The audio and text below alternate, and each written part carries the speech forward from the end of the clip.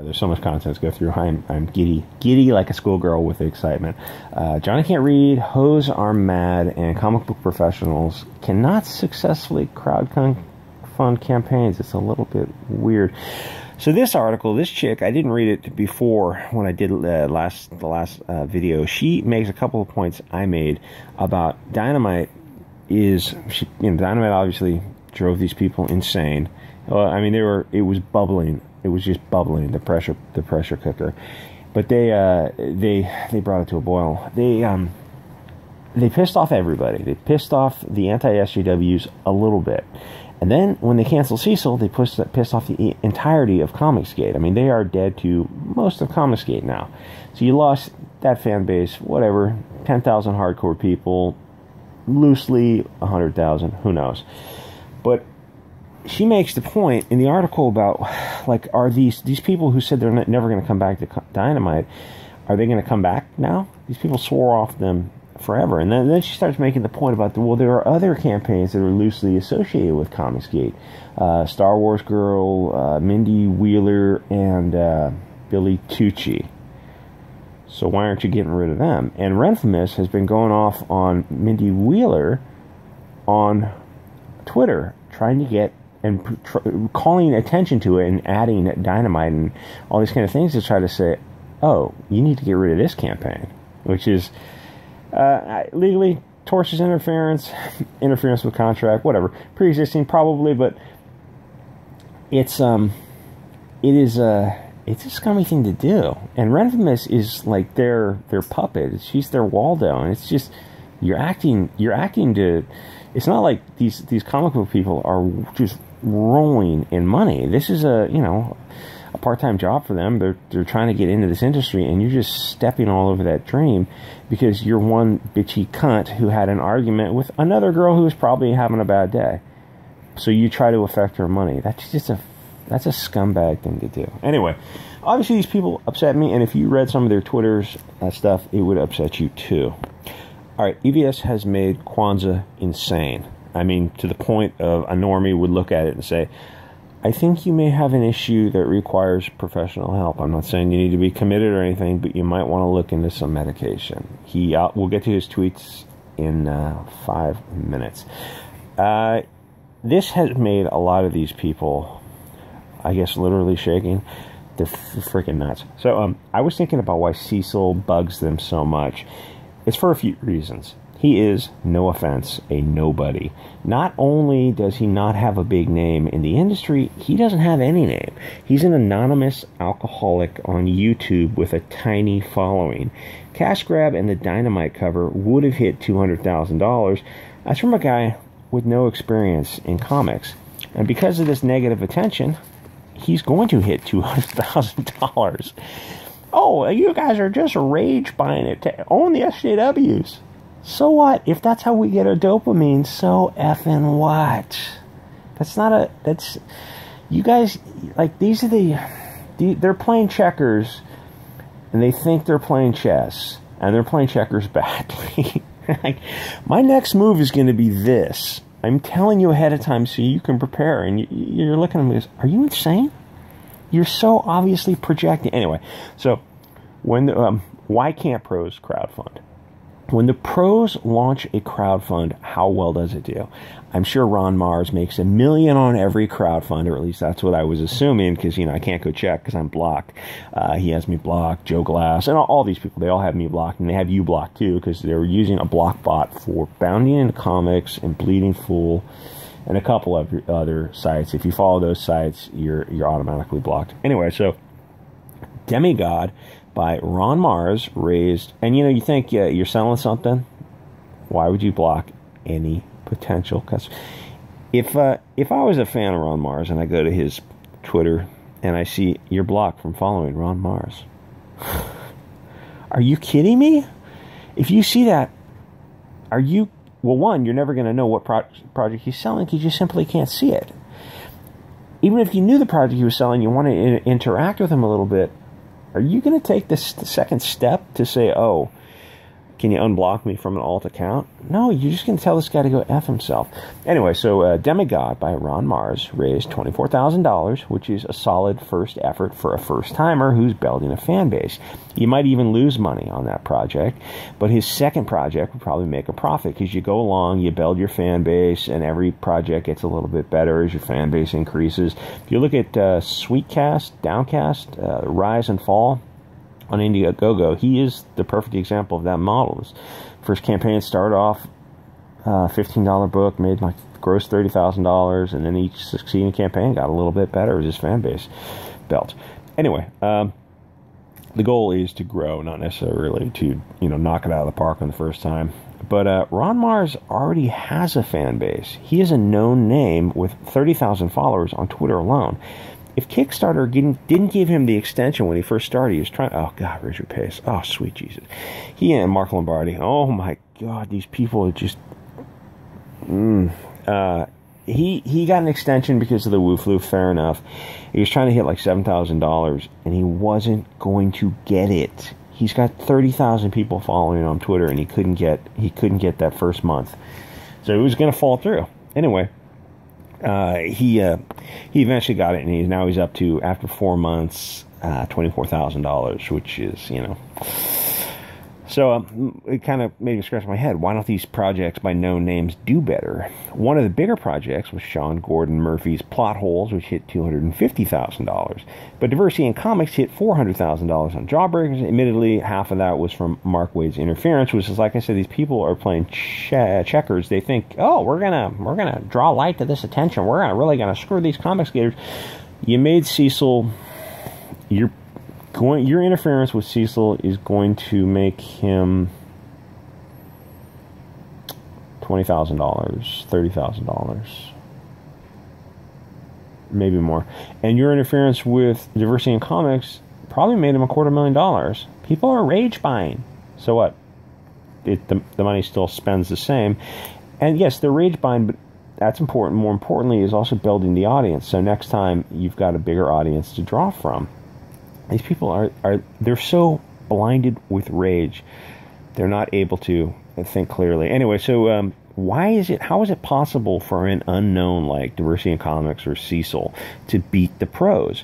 Why don't the SJWs, who are fans of Mags, Kwanzer, Ron Marz, even Renfamous had a book, Deadbeats, which I think grossed $1,000 per creator.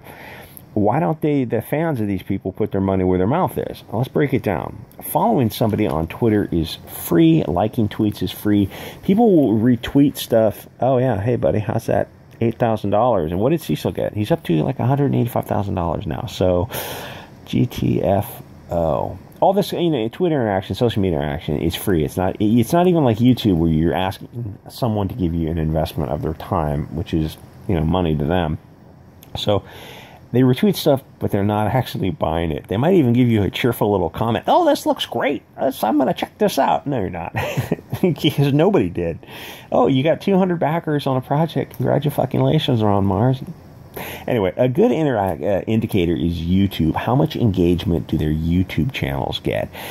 Like I'm one to talk. But Gail Simone got on YouTube. A known name, right? A known name. 4 months ago, and she is worse than me and Nasser combined. She is the mom whose kids are having their first kids, and she's drinking white wine, and she's posting on her Facebook about that experience. She is only interesting to other women like her. She has a writing class. She mostly can't write. Oh, but she's a professional. Surely she must be able to write. Not really. All these people have won awards, but those awards are given by people like Mags Asagio and Kwanzer. It's like, it's just a circle jerk. It's, oh, I'm going to give you an award this year, but, next year it's my turn. That's all it is. It's just an idiot's parade, or an Ouroboros if you want to stay classy. The dividing line is that the pros are boring and unlikable. But por qué? Because they have to form a consensus about most... I got into Kwanzer. God, he's lost his mind. They have to form a consensus about most major topics.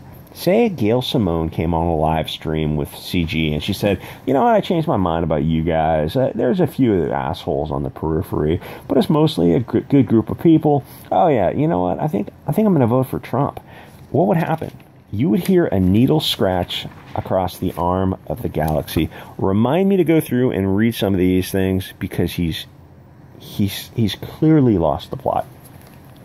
And these people, Renfamous, Kwanzer, and a couple of the other, they watch comicsgate videos and take notes.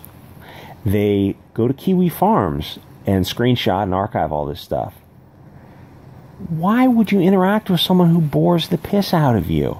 I don't watch videos that bore me. I don't watch videos of people I don't want to interact with. Anyway, so is Gail Simone free to be a public Trump supporter? Pro-free expression, pro-Second Amendment? No, of course not. She would be attacked on Twitter for the rest of her life. The work would just dry up for her. She would be retiring. So I looked through the top dozen nut jobs on Twitter. They are incandescent about Dynamite. Several are saying that they will never work with Dynamite again, or the customers are saying they will never buy from Dynamite again. So they canceled Cecil, but they still have Star Wars girl Billy Tucci, Mindy Wheeler. So are all these outraged soy boys going to go back to Dynamite now? Like, oh, you capitulated once, let's come back to us? That's usually not how outrage works, but, you know, time will tell. We will see. So if you go to Dynamite's Indiegogo page, you see that he follows most of the comicsgate guys. And once the soy boys, if they take a closer look at Dynamite, like this reporter is doing, and Mindy Wheeler is doing, and a couple other people are doing, they're going to realize that they have to abandon them. The whole Cecil issue has inflamed these people back to, I don't know, 2016, 2017 levels.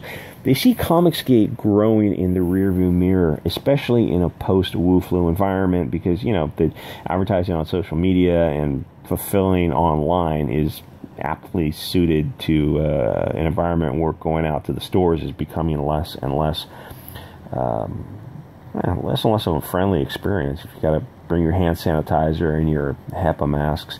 So they see their control slipping, and they are just pissed. They are losing the narrative, because comics is politics. It's a battle for them to capture this facet of the culture war. They control comics. Doesn't anyone pop their heads up and say, you know, that doesn't seem fair. Shouldn't all voices be welcome? Especially when you guys are the one who's championed diversity and inclusion. Doesn't that include, well, inclusion means including all diverse voices, and that means diversity of thought. No, of course not. They don't want diversity of thought. They never did. That was bull from the start. They say that they must not tolerate the intolerable. So I ask them, do you judge all members of a religion by the acts of a few? I never get a response. They just block me. If you're able to sit down and discuss these issues, they will end up being shown their hypocrisy. While some of them are very well spoken, they mostly have the losing arguments, because their arguments in regard to comicsgate are mostly based on straw men. But there are a-holes in every organization. To read a comic and boil it down to, oh, I didn't like it, then when asked to expand on it, has many layers of complexity. You might say something like, they replaced the character or made him too preachy or political. They hear you don't like diversity and say that comics were always political. If you don't like my comics, I swear to God, that's how she sounds. And then they think they have scored checkmate. Not really, because they lost a customer. You go on Twitter and you see that these writers are all far left, anti-Christian, conservative, white. Then you read that in the comics, they are telling you they hate you and not to buy their products. They block you. It's an insane way to do business, and obviously it fascinates me. I think there's probably a PhD in the cultural anthropology of comicsgate, assuming you could find a university that would let it go forward to committee. It is a collection of mentally ill people who are mostly out of the closet about their mental illness, and they control a billion-dollar industry. I have heard of Diversity in Comics, EBS, and Tug talk about how many years it has left. It doesn't matter to the pros who are working now, because it just has to last through their lifetime. That's all that matters to them. And it probably will last through their lifetime, because I don't see how it could ever reach a discrete closing point. I mean, wouldn't it just get smaller and smaller? I mean, I know there's an economy of scale, but I don't know, maybe things will go digital. Anyway, he makes claims. He's making claims. Some of them are probably actionable defamation. He makes one claim about the docks of Renfamous on Kiwi Farms.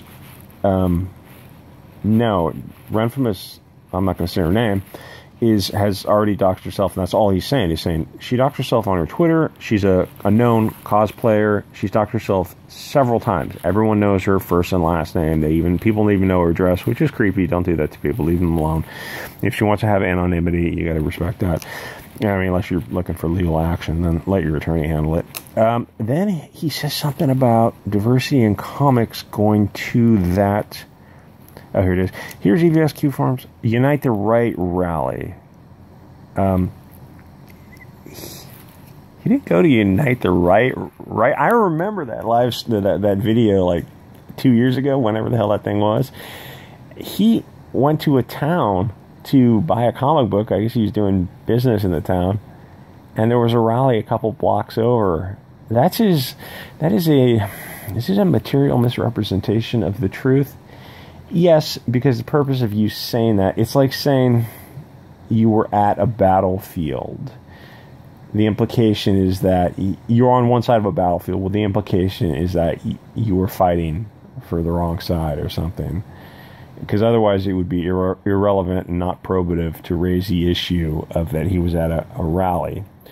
Attendee, and attendee is actually specific legally. So I'm sure DNC doesn't care about this kind of stuff, because you have to look at the person who's who's doing the defamation. If they're so uncredible and just insane off the wall, and really, I mean, the first thing to look at is what kind of pockets do they or their employer have. And Kwanzer, I don't know anything about him. I mean, I know his first campaign hit 6 figures, and his second campaign hit half of that, which is.